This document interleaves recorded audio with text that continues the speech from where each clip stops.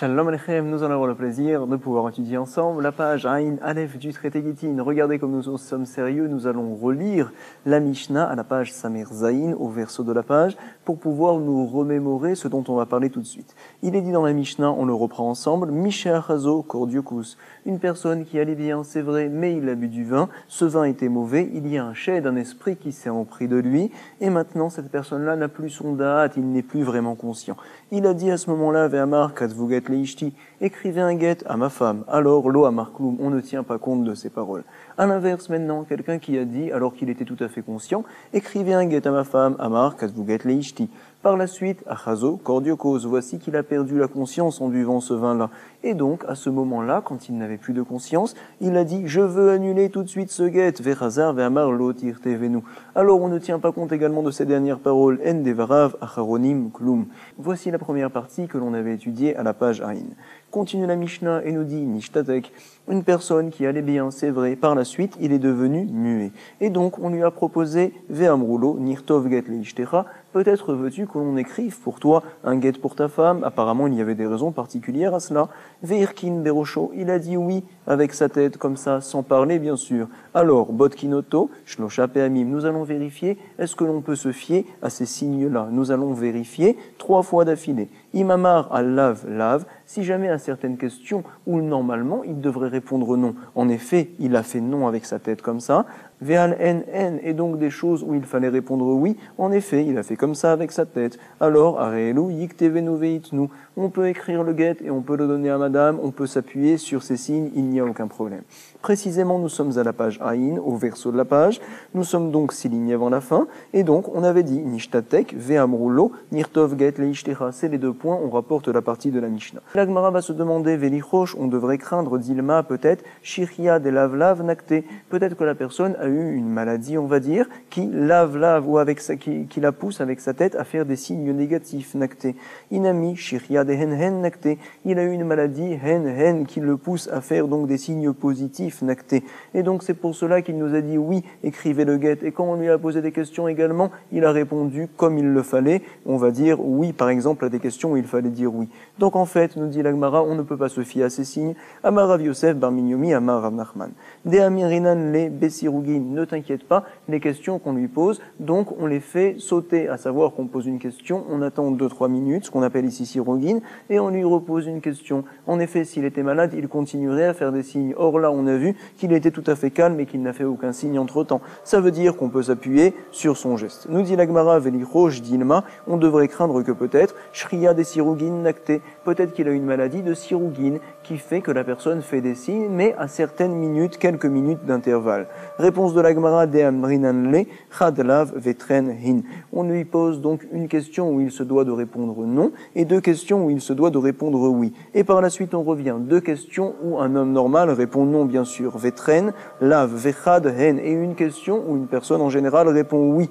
Donc, et puisque la personne, finalement, celui-ci qui était muet, il a répondu tout parfaitement, alors on n'a rien à craindre, c'est sûr, comme quoi on peut se fier à ces signes. Debe Rabbi Ishmael Tana Omrim Lodvarim Shel Yemotachama Bimotageshamim. Par exemple, on va lui parler de certaines choses qu'on a l'habitude d'utiliser en été, Yemotachama, alors que maintenant nous sommes Bimotageshamim en hiver. Par exemple, on lui propose un drap en lin, et celui-ci, il ne couvre pas, il ne chauffe pas. C'est la nuit. Vadaï qui va nous dire non, je veux une couverture, bien sûr. Ou bien, par exemple, Veshal Yemotageshamim Bimotachama, on lui propose, par exemple, une couverture en laine alors que c'est l'été. Et donc là, on peut, grâce à ces questions-là, basiques, très simples, s'appuyer à ces signes.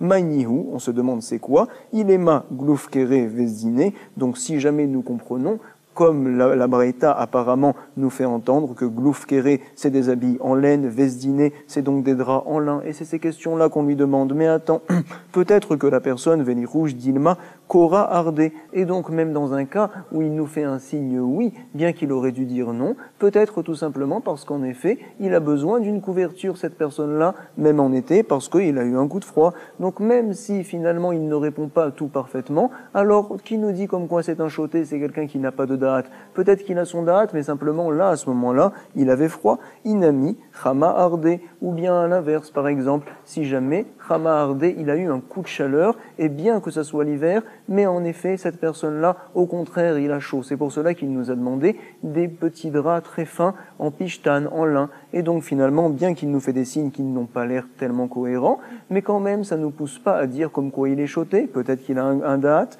Réponse de la Gemara et la Bépeiré. Voici les questions qu'on lui pose, c'est au sujet des fruits. Par exemple, on lui propose, en hiver, est-ce que tu veux un fruit d'été? Est-ce que tu veux une fraise? Et c'est à ce sujet-là qu'avait parlé Rabbi Ishmael auparavant. Et puis pareil, des fruits donc d'hiver, on lui propose en été. En tout cas, nous sommes aux 2 points. Amar Rav Kahana, Amar Rav. On se doit de savoir qu'il y a, on va le préciser par la suite, 2 styles de cheresh. Un cheresh, c'est un sourd-muet, c'est vrai. Alors, il y a le sourd-muet qui était sourd-muet depuis qu'il est né. Il y a un autre sourd-muet qui, au départ, avait été en bonne santé. Par la suite, uniquement, il a perdu donc finalement la possibilité de parler. Également, il n'entend plus rien. Ça, c'est 2 points très importants que l'on verra par la suite. Également, on se doit de savoir qu'un mariage d'une personne qui est cheresh, quelqu'un qui est un vrai sourd-muet, alors c'est un mariage qui n'est que midé rabanan, c'est vrai. Et donc, nous allons utiliser cela pour, dans certains cas, s'appuyer sur certains signes de la personne pour pouvoir également le faire divorcer. Puisqu'il ne s'est marié que midé rabanan, également il sera plus facile par la suite de le faire divorcer. Contrairement à quelqu'un, par contre, qui, lorsqu'il se marie, a son date complètement. Alors là, c'est un vrai mariage minatora. Vada est que par la suite, si jamais il devient cheresh, il est sourd-muet, alors ce sera beaucoup plus difficile de le faire divorcer de sa femme. Pourquoi? Parce que le mariage, en effet, était minatora. Ces points-là sont très importants pour que par la suite, nous puissions comprendre. Nous sommes aux 2 points au recto de la page Aïn Aleph. Et donc maintenant, nous pourrons bien comprendre les paroles de Rav Kahana au nom de Rav. Il vient nous dire ici, cheresh sheyachol ledaber miktor aktav. Nous avons donc une personne qui parlait, qui pouvait également écouter sans aucun problème. Par la suite, malheureusement, il est devenu sourd-muet. Alors voici qu'il veut désormais divorcer sa femme.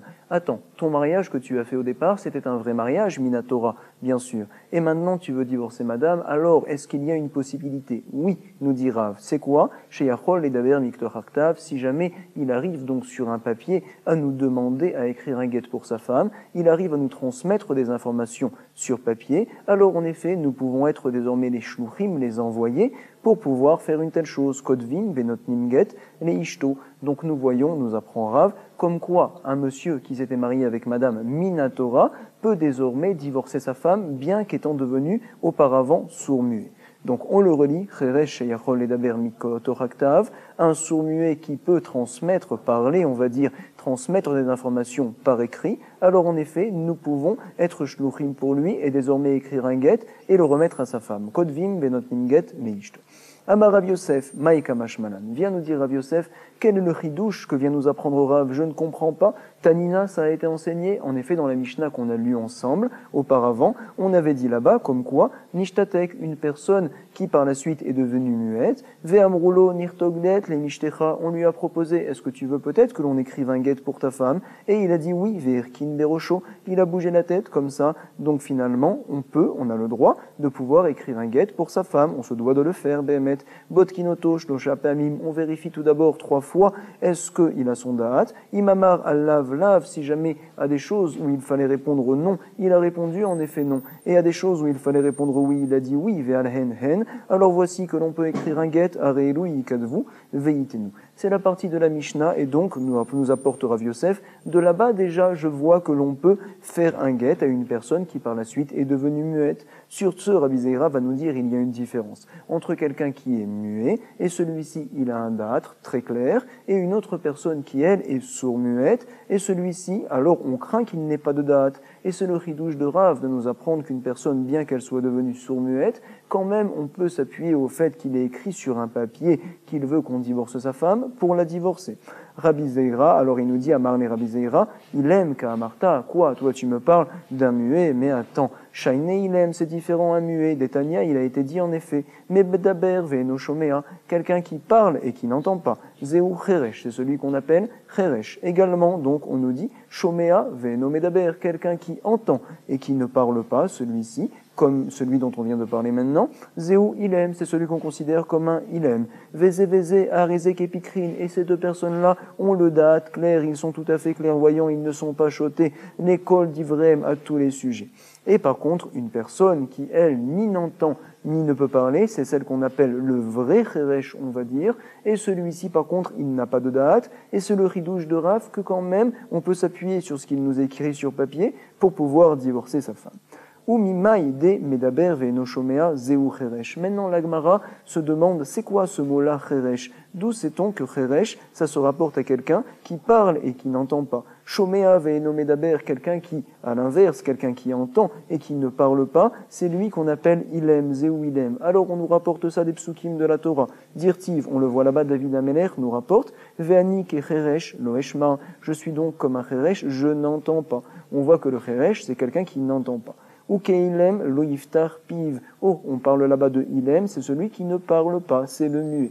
Veibaitema, on apporte un autre limoud, c'est quoi? Kedeamreinche, qu'est-ce qu'ils disent les gens? Ishtakil milula. Quelqu'un qui devient muet, c'est quelqu'un dont on a pris les paroles. Ishtakil milula. C'est quoi les lettres? Le aleph de Ishtakil, le lamed également, et le même, aleph, lamed même, ça nous fait donc ilem, Ishtakil miloulé, il n'a plus de mots à dire. Et donc finalement, la question de Rav Yosef, on l'a mis de côté. De notre Mishnah, nous n'aurions pas pu apprendre le din au sujet de quelqu'un qui est muet et également qui est sourd. C'est pour cela que Rav a eu le besoin de nous l'apprendre. En tout cas, Rabbi Zeira va nous dire, s'il y a une question à faire, la voici. Amar Rabbi Zeira, ikashiali, hakashiali. C'est quoi? Nous allons voir tout de suite une braïta d'Etania. On rapporte tout d'abord un pasouk dans Vayikra, au sujet de Jvuat Haedut. Par exemple, voici que j'ai trouvé des témoins qui peuvent témoigner sur une certaine situation. Et donc, je leur demande de témoigner. Ils disent non, on ne sait pas, on n'a rien vu, on ne connaît rien. Voici que ces personnes-là doivent jurer devant le Beddin, devant le tribunal, comme quoi ils ne savent rien. Si par la suite ils disent « Béhémet, on a juré, mais c'est pas vrai, on avait vu le témoignage », alors ils ont fait une avéra, c'est ce qu'on appelle « Jvuat Haedut ».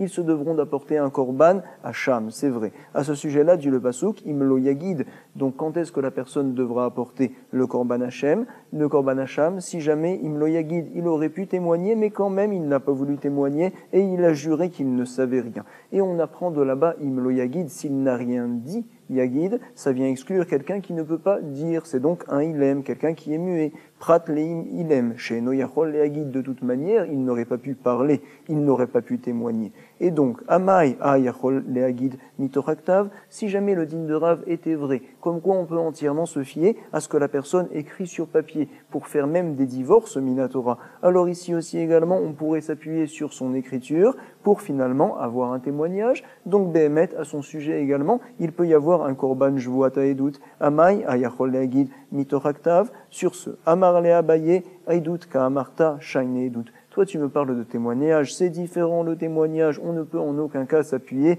sur une écriture. Des Rahmana Amar, la Torah a dit, mipihem, de leur bouche viendra le témoignage, velo mipikadvam, mais pas de leur écriture. Donc finalement, la question de Rabbi Zeira a été également mise de côté. L'Agmara nous rapporte tout de suite mitivé. Nous allons donc rapporter Keshem chez Botkim Oto légitime, car Botkin Oto, les Masaot, ve les Matanot, ve les Eduyot. De la même manière, le cas de la Mishnah, où on parlait de quelqu'un qui était muet, alors on vérifie s'il est bien conscient au sujet du guet, comme on l'avait dit. Donc Keshem chez Botkim Oto légitime. Également, on vérifie, car Botkim Oto, les Masaot ou les Matanot, au sujet donc de tous le commerce, on va dire, les achats et les ventes. Également, Velayé Douyot, au sujet donc des témoignages. On vérifie si jamais il a bien son date pour qu'il puisse éventuellement témoigner. Apparemment, comment va-t-il témoigner? Par Ktav. Et donc, c'est la Kushia de la Gemara. Nous voyons qu'une personne peut témoigner en écrivant. Il n'est pas obligé de parler. On continue la Braïta, il est dit là-bas, Vele Yerushot. Également, on peut s'appuyer sur ce qu'il écrit au sujet des Yerushot, des héritages. Ktane, Miha et Douyot. Et donc la Gemara nous dit, il a été cependant enseigné, Mihat ça veut dire cependant, et Douyot, comme quoi au sujet des témoignages également, on peut s'appuyer sur l'écrit. Amar Rav Yosef, Bar Minyomi, Amar Rav Shechet. Voici que Be'edut Isha. Behemet, au sujet des témoignages, on ne s'appuie pas sur l'écrit. Il faut la parole, comme on l'a dit plus haut, on l'a rapporté, c'est vrai. Mais ici, de quel témoignage nous parlons? D'un témoignage pour marier une femme dont le mari a disparu. En effet, une personne toute seule qui arrive et qui dit « Voici que monsieur est mort, madame, on la permet par la suite de se remarier. » On a été méquille à ce sujet-là. Et donc, également, on peut s'appuyer sur un ilem, quelqu'un qui est muet, pour que madame, par la suite, puisse se remarier. C'est juste au sujet de ce témoignage-là où on est méquille que l'on peut s'appuyer sur le ilem, ou sinon ça ne marche pas, nous dit Rav Shechet. Be'aidut isha de'ikiluba rabanan. Vehaktane, la Gemara continue, mais attends, il a été enseigné là-bas qu'on peut s'appuyer sur l'écriture, au sujet également des héritages, c'est des din Torah, ça, Yerushot, Amar Rabbi Abaou, on parle de l'héritage qu'il fait pour ses enfants, Yerushat, Benoa Bechor, de son enfant, donc par exemple, il nous écrit, voici que mon enfant, celui-ci, c'est le Bechor, c'est donc l'aîné, il doit recevoir double, et donc puisque finalement ça le concerne, c'est pour cela qu'on peut s'appuyer sur son écriture, finalement, pour remettre l'argent en fonction de ce qu'il nous dit. Abechor, Ketanemihat, les Masaot les Matanot, il est enseigné également dans la Braïta qu'au sujet de toutes les affaires, on peut s'appuyer sur son témoignage quand il écrit. Tu vois que c'est un bon témoignage, nous dit la Gemara, Maïlav, les Alma, n'est-ce pas que ça concerne même d'autres gens? Entre Réhouven et Shimon, il vient dire, voici que Réhouven doit tant à Shimon. La Gemara nous dit non. L'eau, l'édidé, tout ce qu'on s'appuie sur son écriture, c'est uniquement pour des choses qui le concernent, parce qu'on est Mekil, l'édidé, c'est tout. Donc finalement, de cette braïta-là, nous n'avons pas de kushia, et nous pouvons continuer à dire, comme quoi en effet, on ne s'appuie sur ce que la personne vient écrire uniquement au sujet de choses où on a été Mekil, par exemple pour le Edoutisha, par exemple également pour tout ce qui le concerne, ou sinon peut-être qu'on ne s'appuiera pas du tout sur ce que la personne vient écrire. Comme ça donc, nous venons de rapporter tout de suite. En tout cas, pour l'instant, nous avons le dîme de Rav qui nous a dit spécialement pour une personne qui, au départ, avait son date lucide et par la suite est devenue sourd-muet, alors pour lui, on lui permettra quand même de divorcer sa femme. C'est particulier, c'est spécial, on est méquille dans le divorce, de pouvoir s'appuyer sur son ktav, sur ce qu'il vient écrire. Comme ça nous a dit Rav. La Gemara va nous apporter une kushia, mitive. Cheresh lo al chubo achar remizotav ve'achar kefitzotav. Alors, quelqu'un qui est cheresh, sourd-muet, on ne va pas d'après ses allusions, remizotav, et également d'après ses kfitzot, quand il fait, on va dire, des signes avec la bouche, ve'achar ktav yado, et également on ne s'appuie pas après ce qu'il vient écrire sur un papier. Et là, bemetaltelin, uniquement au sujet du mobilier, par exemple, pour vendre et pour acheter du mobilier. Par contre, pas au sujet des divorces, aval lo légitime. Donc nous voyons d'ici, d'une braïta, clairement, comme quoi pour le guet également, on ne peut pas s'appuyer sur ce que le cheresh, sur ce que le sourd-muet vient écrire sur le papier. C'est une kushia sur l'opinion de Rav qui nous avait dit au début de la page Aïn Aleph que oui, on peut s'appuyer sur ce qu'il vient de nous écrire. Réponse de la Gemara. Il y a à ce sujet-là une marloquette Tanaïm. Tanaïhi. Regardez les Tania. Amar Rabban Shimon ben Gamliel, il nous a dit, tu sais, Bamé Dvarim Amurim. Dans quel cas, donc, nous avons parlé dans la braïta que l'on voyait plus haut, Bamé Dvarim Amurim, Becheresh Meikaro, de quelqu'un qui était sourd-muet de naissance. Celui-ci n'a pas de date, Aval, Pikear, Venitraresh. Par contre, quelqu'un qui auparavant avait un date, et par la suite uniquement il est devenu sourd-muet, alors lui, Behemet, il a le date. Hukotev, Ven Chotmim. Il peut donc écrire sur un papier, et voici que les témoins par la suite vont signer, par exemple s'il a écrit un guet, alors Behemet, des témoins peuvent signer, le guet est bon. Donc voici, nous avons les paroles de Rabban Shimon ben Gamliel, on le voit clairement que l'on peut s'appuyer sur le ktav de quelqu'un qui était lucide à l'époque, et par la suite uniquement est devenu sourd-muet. Hukotev ve'entrotnim. Vecheresh meikaro lo. La Gemara maintenant s'étonne sur ce que l'on vient de voir ici. Donc on a lu les paroles de Rabban Shimon ben Gamliel qui nous dit qu'une personne qui était sourd-muet dès le départ. Alors en effet, on ne peut pas s'appuyer sur son ktav, sur ce qu'il vient d'écrire. La Gemara nous dit, je ne comprends pas. Pourquoi? Au sujet des guettes, ça devrait, oui, être bon. C'est vrai qu'il n'a pas de date, mais tu sais, de la même manière qu'il s'est marié au départ, et ce n'était qu'un mariage des Rabbanan, parce qu'il était déjà cheresh à l'époque, alors également on devrait le permettre, avec des signes, de pouvoir divorcer sa femme. Quand il s'agit d'un mariage minatora, alors là, il faut un vrai date pour pouvoir divorcer. Mais quand il s'agit d'un mariage des Rabbanan, comme ils ont été mekil les chachamim de le marier au départ, ils le seront également pour par la suite le divorcer. Keshem shekonsa beremiza, car motia beremiza, de la même manière qu'il se marie avec des remazim, avec des signes, également on est mekil et on lui permet de divorcer avec des signes, comme ça donc nous rapporte la Gemara. Alors nous avons une kushia sur ce que l'on vient de voir plus haut. La Gemara va nous dire, voici comment nous allons comprendre les paroles de la Braïta.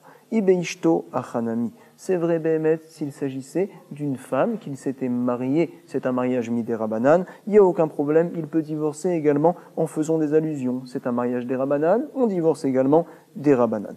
Achab et Mayaskinan, de quoi parle-t-on dans ce que l'on a vu plus haut? On avait dit en effet que quelqu'un qui était Cheresh, sourd-muet dès sa naissance, ne peut pas divorcer. Beyebimto, d'une femme donc pour qui est lié à lui Minatora. C'est qui? C'est sa Yebama. On sait qu'une femme qui est mariée donc avec quelqu'un, ce monsieur-là vient à mourir, il n'a pas d'enfant, madame doit faire le hiboum. Même si le Yabam, il est Cheresh, sourd-muet, il peut faire le hiboum et désormais cette fille-là lui appartiendra Minatora. En effet, il n'y a pas besoin de mariage pour le hiboum, juste une relation. Le Cheresh peut faire la relation complètement. Il est lié à madame Minatora, c'est pour cela que on ne lui permettra pas de pouvoir divorcer cette femme-là. En effet, tu n'as pas de date, tu ne peux pas donc la divorcer, et même ce que tu vas écrire sur papier, on ne peut pas se fier sur cela. En effet, tu es né en étant sourd-muet, vadaï qu'on ne peut pas se fier sur ton date. Comme ça donc, nous dit l'Agmara. Achabe Mayaskinan be yebimto.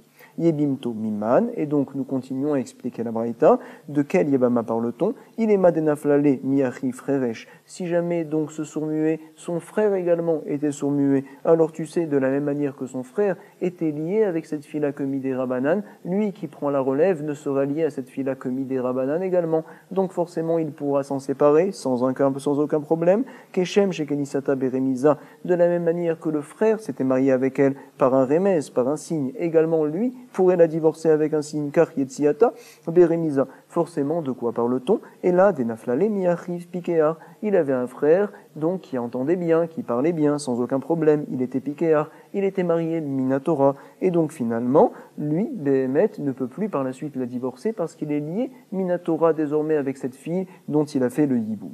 Comme ça, donc, l'Agmara explique les paroles de la Braïta plus haut pour pas qu'on ait de problème. Veibaïtema, deuxième manière de l'expliquer avant que l'on fasse un sikoum. Léolam des naflalé miachiv freresh. Béhémet, nous parlons que les deux frères étaient sourds-muets. C'est vrai. Ah, tu m'as dit de toute manière, il peut la divorcer, parce qu'en fait, il continue ce qu'avait fait le premier frère, ce n'était que Midé Rabanan. Il y a eu une xéra qui a été faite par la Chachamim. Xéra achiv freresh, atou achiv pikear. On fait une xéra quand il y a le frère qui est sourd-muet, de peur qu'il vienne à faire pareil si jamais le frère avait le da'at. En effet, si le frère est sourd-muet, alors Béhémet, l'autre frère sourd-muet, pourrait divorcer, tout est des Rabanan, mais donc ils ont fait une xéra qu'il ne peut pas divorcer la Yibama, de peur qu'il vienne à vouloir la divorcer également, lorsqu'il a pris le relais de son frère qui lui était pikéar, et donc il s'agissait d'un mariage mamash minatora, sa liaison maintenant qu'il a avec la fille c'est minatora, vadaï qu'on ne peut pas s'appuyer sur un ktav. C'est ce que l'on dit ici, les Chachamim ont fait une xéra. Vexera achiv freresh, à tout, de peur que les gens viennent à faire également la même action, à faire un divorce, à tout, achiv pikéar. Lorsque le frère sera pikéar, il a le date. Point. En tout cas, jusqu'à présent, nous avons apporté un appui à l'opinion de Rav qu'on avait vu plus haut. C'est en effet Rabban Shimon ben Gamliel qui pense comme lui, qui dit comme quoi quelqu'un qui avait le date, Béhémet qui entendait bien, qui parlait bien et par la suite uniquement est devenu sourd-muet, on peut s'appuyer sur lui lorsqu'il écrit un papier en nous demandant qu'il veut divorcer sa femme. On a vu que c'était une marloquette Tanaïm, comme ça tient Rabban Shimon ben Gamliel. Et donc également nous avions expliqué la Braïta, comme quoi les Chachamim ont fait une xéra d'une Yébama à une autre Yébama. En effet, si jamais les deux frères sont sourds-muets, alors puisque la liaison avec la fille n'est que Midé Rabanan, le Yabam par la suite pourra la divorcer, c'est vrai. Mais les Chachamim ont fait une xéra de peur que un Cheresh, un sourd-muet, veut divorcer une fille avec qui il est lié, une Yébama, qui était donc au départ mariée avec le frère qui était pikéar, qui avait le da'at. Comme sa liaison était Minatora, le Yabam qui prend sa place est lié également avec elle désormais Minatora, il ne peut plus la divorcer par la suite. Donc les Chachamim ont fait une xéra de toutes les Yebamot. Point. La Gemara maintenant va se demander, Iachi Ishtonami. Alors si c'est ainsi, les Chachamim auraient dû toujours interdire qu'un Cheresh, quelqu'un donc qui est sourd-muet, puisse divorcer sa femme. Même si au départ, quand il s'est marié avec lui, il était déjà sourd-muet. Ah, tu vas me dire, c'était un mariage des Rabanan, donc on peut divorcer également des Rabanan. Mais non, on devrait faire une xéra de peur qu'on arrive à la Yebama, Iachi Ishto Nami. Alors on répond, Yebimto be Yebimto, Michlefa. Les gens, entre les différentes Yebamot, ils risquent, Michlefa, de se tromper et de confondre. Par contre, Ishto be Yebimto, lo Michlefa. Les gens savent qu'il y a une différence entre le lien qu'un homme peut avoir avec sa femme, des Rabanan lorsqu'il était Cheresh, et avec une Yebama, où le lien peut être des fois Minatora. En tout cas, l'Agmara maintenant va analyser. ou mi gazrinan cheresh atu pekear. Tu me dis donc que les Chachamim ont fait une xéra de cheresh, quelqu'un qui est sourd-muet, à tout piquéar, de peur que l'on fasse les mêmes actions avec un piquéar, lorsque le frère était lui donc avec un da'at tout à fait conscient. Nous allons voir tout de suite. Ve'atnan, il a été enseigné dans la Mishnah dans Yebamot. Shnei achim chereshin, nous allons avoir deux frères qui sont tous deux sourds-muets. Ils sont mariés avec deux femmes qui sont pikrot, qui ont le da'at, nesuot, shtei achayot, pikrot, ou bien ils sont mariés avec oshtei achayot, chereshot, deux sœurs qui elles aussi sont sourds-muettes, ou bien l'une des deux est sourd-muette, o shtei achayot, achat pikachat, ve'achat chereshet, une qui a le da'at et une qui est sourd-muette. En tout cas, tous ces mariages-là sont midé rabanan. Maintenant, à l'inverse, vechen, shtei achayot, chereshot, on parle donc de deux sœurs qui sont tous deux sourds-muettes, qui sont mariées les suot, les shtei achim, avec deux frères, pikrim, les deux ont le da'at sans aucun problème, oh, les shnei achim, chereshim, ou bien deux frères qui également sont sourds-muets, ou bien l'un est sourd-muet, et l'autre donc a le da'at, oh, les shnei achim, echat pikeach, l'un a le da'at, ve'echat cheresh, et l'autre est sourd-muet. Alors voici que leurs mariages ne sont que midé rabanan toujours. Arelu pturot mina chalitza ve mina yiboum. Voici qu'il n'y a ni chalitza à faire, ni yiboum à faire. Pourquoi? Parce qu'en fait, elles sont erva. En effet, je ne peux pas faire yiboum avec cette fille-là, parce que donc c'est la sœur de ma femme, bien sûr. C'est ce qu'on appelle dans le traité Yebamot. Donc on rapporte là-bas les différentes erva, où on dit qu'il est pas tour de yiboum et également de chalitza. Arelu pturot mina yiboum, mina chalitza ou mina yiboum. Et on rajoute maintenant, Veimayun Norriot, si jamais ces filles-là n'étaient pas donc proches l'une de l'autre. Alors voici que là on peut faire le yiboum. Yikansu, on va faire le yiboum en effet, mais on ne fait pas de khalitsa. Pour faire une khalitsa, il faut avoir un da'at, on l'apprend dans la Torah. Sans da'at, on ne peut faire de khalitsa. Donc on ne fera que le yiboum. Maintenant par la suite, est-ce qu'ils peuvent divorcer? Veim Ratsule Otsian, Yotsiu, et si par la suite messieurs veulent divorcer, ils peuvent le faire. Comment est-ce possible? Oui, puisque le mariage au départ n'était que midé rabanan, le premier, donc forcément le yiboum qui vient par la suite est également que midé rabanan. En effet, le frère prend la suite de son premier frère. C'était des rabanan, ça continue à l'être, bien sûr. Donc Béhémet, il peut faire un divorce qui est midé rabanan. Et donc, nous voyons que l'on peut divorcer. Question de la Gemara, comment est-ce possible? Tu m'as dit en effet que l'on fait une xéra au sujet du yiboum et que l'on interdit de divorcer quelqu'un qui a fait le yiboum, même si finalement le lien n'était que midé rabanan, de peur qu'il vienne à faire le même divorce par la suite avec une yébama qui est, elle, liée à lui, minatora. Par exemple, le frère au départ était donc pikéar, il avait tout à fait le da'at. Comment est-ce possible? Nous dit la Gemara, et la mechubarta, kedeshaninan meikara. Et donc, nous dit la Gemara, nous préférons finalement la première réponse qui a été dite là-bas à la page Aïn Aleph, au recto de la page. En tout cas, nous allons continuer maintenant, finalement. Jusqu'à présent, nous avons les paroles de Rav, qui nous dit qu'un cheresh, quelqu'un donc qui au départ était pikéar, il avait son da'at, par la suite il est devenu sourd-muet, et donc il décide de divorcer sa femme, on peut s'appuyer sur ces signes, on peut s'appuyer sur le fait qu'il écrit sur un papier qu'il nous demande de divorcer sa femme, pour en effet être ses shluchim, ses envoyés, et divorcer madame. Voici les paroles de Rav. Maintenant nous continuons, Amar Rabbi Yochanan. Chalukin alav, Raverav, al Rabban Shimon ben Gamliel. On avait dit que Rabban Shimon ben Gamliel pensait comme Rav également. Sur ce, dit Rabbi Yochanan, sachez que Chachamim sont cholek avec Rabban Shimon ben Gamliel. Ce n'est pas l'avis de tout le monde. Amar Abaye, Afanan namitanina. J'ai également une preuve de ce que dit Rabbi Yochanan. Pourquoi? Il a été enseigné, on peut le voir dans le traité Yebamot en effet. Nishetet lo yotzi. Si jamais donc quelqu'un est marié avec une femme et madame par la suite est devenue folle, alors ça y est monsieur, tu ne peux plus la divorcer. On t'interdit de faire une telle chose.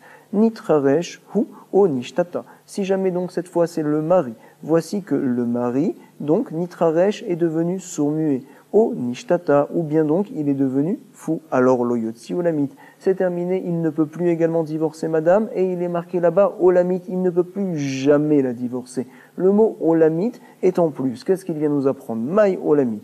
Lave, n'est-ce pas que, afalgav et yachol ledaber, miktorata. Pourquoi il est dit olamit? Pour nous dire, tu sais, même s'il arrive quand même à transmettre des informations sur papier, quand même on ne va pas l'écouter. C'est pour cela que la Braïta a rajouté des mots olamit pour toujours, pour nous dire que l'on ne se fie pas en aucun cas à ce qui est marqué sur papier. Et donc voici, nous avons une preuve que Chachamim sont cholek avec Rav, avec Rabban Shimon ben Gamliel. Amar Rav Papa, il nous dit non. Si ce n'était que Rabbi Yochanan nous avait dit un tel enseignement qu'il l'avait appris de ses pères, il lave des Hashmoinan Rabbi Yochanan, Ava Amina, j'aurais pu penser que non. Rabban Shimon ben Gamliel, les Piroucheta Amad et Tanakama, ou Deata. Behemed Rabban Shimon ben Gamliel qu'on avait vu au recto de la page, il n'y a personne qui est relègue avec lui. Il venait juste auparavant expliquer la vie de tous les chachamim, c'est tout. Et comment on explique la braïta qu'on a sous les yeux maintenant différemment, ou maïm olamit, pourquoi est-il marqué le mot en plus olamit, pour nous dire, afalgav de chazinale, des charif, bien qu'on voit que la personne quand même, elle a l'air d'avoir une certaine intelligence, bien qu'elle est devenue sourd-muette, quand même on lui permet pas de divorcer, c'est pour ça qu'on a dit olamit, jamais, ça ne marche jamais. Inami, autre réponse, neke des Rabbi Yitzhak, des Rama Rabbi Yitzhak. Il a été enseigné d'avar Torah shoté, shota midgareshet. Selon la loi de la Torah, on a le droit, la possibilité de pouvoir divorcer une femme qui est shota, qui n'a pas de date, donc qui est folle, c'est vrai. Pourquoi ? Parce que la Torah a dit, de toute manière, donc une femme, on la divorce contre son gré, on n'a pas besoin de son date. Midedeave apikachat, baal kocha, de la même manière qu'une femme, même qui est intelligente, de toute manière, on la divorce, baal kocha, contre son gré. Ou mata amamru et namid gareshet, quand même les chachamim, ils ont dit que madame, on ne la divorce pas. Pourquoi ? Pour ne pas que plus tard, elle aille, donc on va dire avec tout le monde, comme un hefker. Shelona aguba, minag, hefker. Pour ne pas que par la suite, madame soit toute seule et qu'elle aille faire des bêtises. Donc finalement, pour apprendre le chidouche de Rabbi Yitzhak, c'est la raison pour laquelle la braïta plus haut que l'on a vu dans le traité Yebamot a dit le mot olamit, pour faire en effet une différence entre la reisha, le début de l'enseignement, et le deuxième. En effet, dans le début de l'enseignement là-bas, on avait dit que madame est devenue folle, midé rabanan, on ne te permet pas de la divorcer. Par contre, dans le deuxième cas, où le mari est devenu fou ou bien est devenu sourd-muet, alors voici que minatora, il ne peut pas divorcer sa femme. Là, ça va être différent. Alors nous allons avoir le plaisir maintenant de voir une nouvelle Mishnah. Il y a une marloquette que l'on avait vue auparavant entre Rabbi Meir et Rabbi Yossi. Rabbi Yossi pense que milé des paroles, l'omim seran les chaliar. Un chaliar ne peut les transmettre à quelqu'un d'autre, en aucun cas. Lorsque je suis chaliar et que par exemple je reçois un guet, un papier entre les mains, c'est un papier, c'est fort, alors je peux le remettre à quelqu'un d'autre pour qu'il continue ma tâche et à ma place qu'il aille remettre le guet à madame. C'est vrai. Si par contre ce ne sont que des paroles que j'ai reçues de quelqu'un, voici que ces paroles-là, je ne pourrai à mon tour les transmettre à quelqu'un d'autre pour qu'il termine le travail à ma place. Ça ne marcherait pas. Comme ça tient Rabbi Yossi, dans tous les cas ça sera pareil, selon Rabbi Yossi ça ne marche pas. Voici que, par contre, selon l'opinion de Rabbi Meir, donc ça va marcher dans un cas où finalement la personne qui m'a demandé la chose n'est pas makpit particulièrement que ce soit moi qui fasse la chose et pas quelqu'un d'autre. Et également, on doit savoir que je suis accompagné de deux autres personnes. Nous sommes un beddin. En effet, lorsque Réhouven demande à deux personnes de faire quelque chose, uniquement ces deux personnes doivent la faire, parce qu'ils ne sont que deux, ils n'ont pas une grande force. Par contre, si jamais Réhouven demande à trois personnes de faire quelque chose, puisqu'il n'est pas makpit spécialement que ce soit eux qui fassent la chose, voici que ces trois personnes-là ont une force d'un beddin, d'un tribunal. En effet, trois personnes, c'est un beddin. Ils peuvent par la suite aller demander à d'autres personnes de faire l'action à leur place. C'est la marloquette de Rabbi Meir et Rabbi Yossi qu'on avait vu auparavant. Maintenant, grâce à cela, nous pourrons comprendre la Mishnah et la suite de la Gemara. On y va. Amrolo, Nirtov, Get, Meishtecha. Voici qu'on a vu quelqu'un qui, apparemment, tombait malade, et donc on lui a dit, est-ce que tu voudrais que l'on écrive un guet pour ta femme? Ve'amar lahen, il leur a dit, oui, qu'êtes-vous, écrivez un guet. Alors, Amrou la sofer, vekatav, les gens qui ont entendu le mari n'avaient pas le temps eux-mêmes de faire le guet. Ils sont partis voir un sofer, quelqu'un qui écrit le guet, et il l'a écrit. Ils ont vu également d'autres témoins pour qu'ils apportent le guet, pour qu'ils le signent à la porte. Velaedim, vechatom. Alors on nous dit, afalpi shekadvu, vechatum, bien que le guet a été écrit, qu'il ait été signé par les témoins, et même par la suite les témoins ont remis le guet aux premières personnes qui avaient entendu le mari auparavant, qui eux ont donné le guet à madame par la suite, ve chazar, venatnulla, quand même, areget batel, le guet il est batel. Hacheyomar la sofer, katov, velaedim, chatumu. Dans quel cas ça marchera? Lorsque l'on dit clairement au sofer, lorsque le mari dit lui-même au sofer, toi tu écris le guet, et il dit aux témoins, vous allez signer. Dans ce cas-là, uniquement, donc ça pourra marcher. Par contre, donc, lorsque Réhouven dit à certaines personnes, même s'ils sont trois, faites le guet, alors ils ne peuvent pas, eux, transmettre le message à d'autres personnes qui le fassent à leur place. Maintenant, l'Agmara va analyser. Ta'ama de lohamar tenu. Tout le problème ici, apparemment dans la Mishnah, c'est parce que le mari a demandé « écrivez le guet ». Et en général, quand un mari demande à des personnes d'écrire le guet, il veut que ce soit eux, spécialement eux, et donc pas d'autres qui viennent à l'écrire. Pourquoi ? Parce que c'est une honte de ne pas savoir écrire un guet. Alors il est makpid que cette chose-là ne soit pas connue par tout le monde. C'est pour cela, donc, que dans la Mishnah, il faut que ce soit eux qui écrivent le guet. Autrement, le guet et batel, il ne marche pas. Par contre, si jamais le mari n'a pas dit écrivez, il a dit donnez, puisqu'il n'a pas mis le dagesh, on va dire, il n'a pas appuyé sur l'écriture du guet, ça veut dire en effet que finalement il leur demande quelque chose de général, donner un guet. Et alors dans ce cas-là, peut-être donc, on déduirait de la Mishnah, que ça marcherait lorsque les personnes à leur tour vont demander à quelqu'un d'autre qui vienne à la place donc faire le guet. Ta'ama deloa martenu. Pourquoi ça ne marche pas ? Parce que la personne n'a pas dit donner, il a dit écrivez. Ah, par contre, s'il avait dit donner, on aurait fait le guet de cette manière-là, ça aurait marché. Ah, martenu, notnim. Et donc notre Mishnah va comme qui ? Comme l'opinion de Rabbi Meir dont on avait parlé, Rabbi Meir hi, qui pense en effet des amar milé que des paroles mim seran la chaliar. Elles peuvent être remises d'un chaliar à un autre chaliar. En effet, puisque le mari n'était pas makpid spécialement, alors on est 3 personnes qui ont entendu la demande du mari, on fait passer ça à d'autres personnes qui à leur tour vont écrire et vont donner le guet. Donc la Mishnah va comme Rabbi Meir. Et donc la Gemara maintenant va s'interroger, Emma Sefa, j'ai un problème avec la fin de la Mishnah. En effet, qu'est-ce qu'il a dit là-bas ? Comme quoi ça ne marche jamais jusqu'à ce que les personnes elles-mêmes qui entendent le mari fassent tout.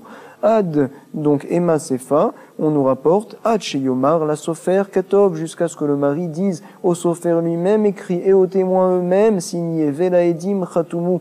Dans ce cas-là, uniquement dans ce cas-là, le guet sera bon. Ça va comme qui ? Comme Rabbi Yossi, Atan les Rabbi Yossi, qui pense en effet que l'on ne peut jamais demander à d'autres personnes de faire la chose. Des amar milé, des paroles, l'omim seral, les chaliars. En aucun cas des paroles peuvent être transmises d'un chaliar à un autre.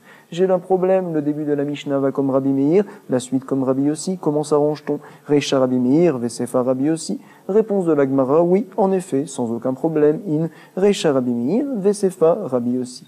Abaye va répondre différemment. Abaye, Amar, Kula, Rabbi Meir. Nous pouvons dire que toute la Mishnah va comme Rabbi Meir. Hi, Ve'acha Bemayaskinan. Pourquoi dans la Mishnah on a dit que ça ne marche que quand il dit directement au sofer et au témoin? On parle donc dans la Mishnah où le mari a dit écrivez. Et donc on voit qu'il est makpid sur l'écriture parce qu'il a honte. Acha Bemayaskinan, Delo Amar Tenu. Il n'a pas dit donner, il a dit écrivez. C'est pour cela qu'il faut dire directement aux personnes. Mais en effet, s'il avait dit donner, alors on aurait pu, nous, par la suite, les 3 personnes, dire à d'autres de venir faire le guet à notre place. Iachi ad sheyomar tenu. Alors nous dit la Gemara, si la Mishnah, si comme Rabbi Meir, on aurait dû nous enseigner dans la Mishnah comme quoi, finalement, c'est eux spécialement qui doivent faire le guet, jusqu'à ce que la personne dise tenu, donnez, et non pas écrivez. Donc ad sheyomar tenu mi baele. Donc nous allons relire Abaye, Abaye Amar, Kula Rabbi Meir i. Toute la Mishnah en effet va comme Rabbi Meir. Et donc de quoi parle-t-on dans la Mishnah ? Delo Amar Tenu, lorsque le mari n'a pas dit donner le guet, il a dit écrivez. C'est pour cela en effet que ça ne marchera que lorsqu'il dit clairement à la personne elle-même, au sofer, toi tu écris, et que c'est le sofer qui écrit. Et également il dit au témoin, vous allez signer. Ah, nous dit la Gemara, Iachi, ad sheyomar tenu, mi baele. La Mishnah aurait dû nous dire comme quoi ça ne marche pas, en effet, que l'on passe le message à d'autres personnes, tant que le mari n'a pas dit tenu ou donné. Par contre, s'il a dit donné, en effet, ça serait bon. Mile mim seran les chaliar, nous pouvons passer le message. Pourquoi la Mishnah n'a dit que ça ne marche jamais? Et là, forcément, achabe mayaskinan, delo amar lebei tnata. Nous parlons ici, dans la Mishnah, où finalement le mari a demandé non pas à 3 personnes, mais à 2 personnes de faire la chose. C'est pour cela que 2 personnes, comme on l'avait dit auparavant, n'ont en aucun cas la possibilité, à leur tour, de transmettre l'information à d'autres. En effet, un beddin, ces 3 personnes, il n'y a que eux qui peuvent transmettre. Iari, achiyomar leshnosha, mi baele, nous dit la Gemara, tu sais, la Mishnah aurait dû nous dire, ça ne marche pas tant que ça n'a pas été dit à 3 personnes, et elle aurait dû nous faire comprendre que quand on le dit à 3 personnes, ça marche si c'est Rabbi Meir qui est l'auteur de la Mishnah. Forcément, et là, Kula Rabbi Yossi. Behemet, toute la Mishnah va comme l'opinion de Rabbi Yossi, qui pense lui que milé, les paroles, l'omim seran, ne peuvent être donc transmises à un autre chaliar, la chaliar. C'est ce que l'on dit ici. Et là, Kula Rabbi Yossi. Ve'acha b'mayaskinan, de lo amar amrou. Et donc notre Mishnah, c'est pour cela que ça ne marche jamais, si ce n'est que la personne dise clairement au sofer, toi tu écris, et au témoin, vous allez signer. Ou sinon ça ne marche pas. Attention, Delohamar Amrou. Par contre, si jamais la personne, le mari, vient à dire Réhouven et Shimon, s'il vous plaît, allez dire à Lévi et Issachar de signer sur le guet que Zevouloun va écrire. Il leur demande de manière claire de transmettre l'information. Dans ce cas-là, Rabbi Yossi est d'accord que ça va marcher. Achabemayazkinan, dans notre Mishnah, de quel cas parle-t-on? Delohamar Amrou. Dans un cas où le mari n'a pas dit aux personnes qui ont entendu, s'il vous plaît, transmettez le message. Il n'a pas dit ça de manière claire, c'est pour cela que ça ne marche pas. Ah, la Gemara va s'étonner. Iari Hacheyomar Amrou. Mais attends, la Mishnah aurait dû nous dire que quand le mari dit Amrou, s'il vous plaît, allez dire, vous Réhouven et Shimon, Lévi, Issachar, elle aurait dû me dire que dans ce cas-là, ça devrait marcher. Iari Hacheyomar Amrou mibaene. Veod et en plus mimodé Rabbi Yossi Beomer Amrou. La Gemara s'étonne. Est-ce que Rabbi Yossi est d'accord dans Omer Amrou? Vadaï qu'il n'est pas d'accord. À savoir, par la suite, la Gemara nous apportera des preuves comme quoi Rabbi Yossi pense que même si on dit à 3 personnes et même si on leur dit clairement, vous les 3 personnes, s'il vous plaît, transmettez le message à d'autres, à Lévi, à Issachar, à Zevouloun, etc., ça ne marche jamais selon Rabbi Yossi. Mille lomim seran les chaliar, comme ça nous dira la Gemara, et donc pour l'instant nous pourrons expliquer la Mishnah comme Rabbi Yossi en effet. Donc finalement, quand est-ce que le guet sera bon? Quand le mari dit clairement à Réhouven et à Shimon, vous écrivez le guet et vous le signez, et c'est eux précisément qui l'écrivent et donc qui vont le signer et le donner par la suite. Dans ce cas-là, uniquement dans ce cas-là, le guet marchera. Par la suite, la Gemara nous prouvera que Rabbi Yossi pense qu'en aucun cas, toujours donc on dit mille lomim seran les chaliar. En tout cas, toujours aussi également on dit, celui qui est Zoréa et Nokotser, c'est une personne qui étudie et qui ne reprend pas, qui ne révise pas. En tout cas, je vous souhaite beaucoup de Hatzlacha. Chazak ubaruch kol touf, shalom shalom.